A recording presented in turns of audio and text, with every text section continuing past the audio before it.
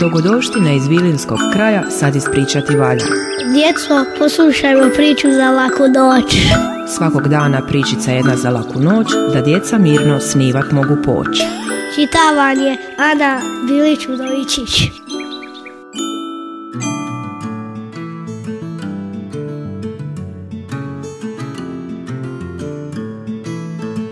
Priča o dva kvarijesa, a nisu Grici Greci.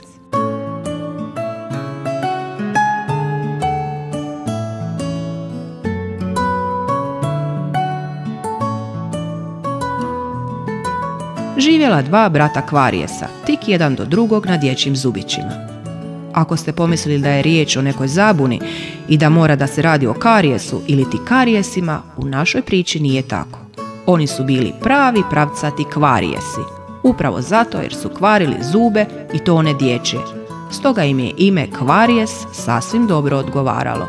Uostalom, tko je ikad čuo da djeca imaju karijes? Molim lijepo, karijes živi u zubu odraslih. Kod djece sve su to samo mali slatki kvarijesi. Baš poput ove naše dvojice što živjeli su na mliječnim zubićima male Anice. Mala Anica bila prava slatkica djevojčica, pravi bombončić, pravi slatkiš, pravi šećer.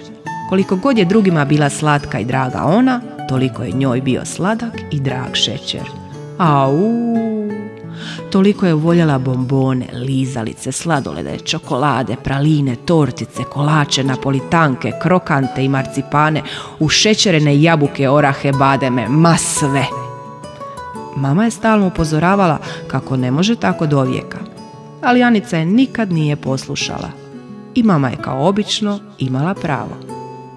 Upravo su se na dva Anicina mala mliječna zuba od svog tog silnog šećera i doselila ona dva braca kvarijesa. Jako su bila sretna njih dvojica na njenim zubićima. Slatkiša u izobilju. Kako su se samo raskalašili. A kako su se previše raskalašili i počeli sve više i dublje bušiti njene zubiće kako bi sebi izgradili što bolje tuneliće za šećerne zabave, Anica je počela osjećati lagano probadanje na zubićima. Pa se probadanje pretvorilo u bubnjanje, pa u strašne bolove.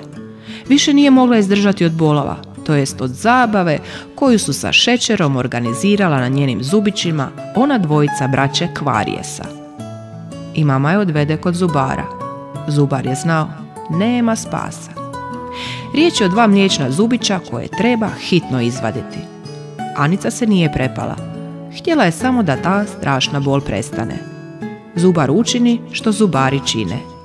Anica osta bez dva zubića, ali napokon bi zadovoljna, jer strašna je bol prestala. Donese kući svoje zubiće i stavi ih ispod jastuka, kako bi ih uzela zubić vila. Pođe na spavanje i prvi put ne poželi slatkiše. Ujutro kad se probudila, zubića nije bilo, a zubić vila kao da je znala. Ispod jastuka ostavila joj novu četkicu i pastu za zube. Anica otiđe sretno oprati zubiće. Strašna bol je prestala i ona je opet bila sretna.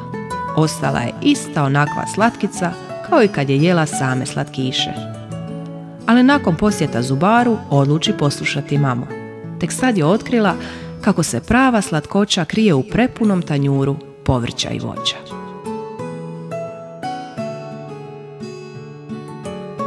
Tekst čitala Ana Bilić Udovičić, audioprodukcija Nikola Balvan.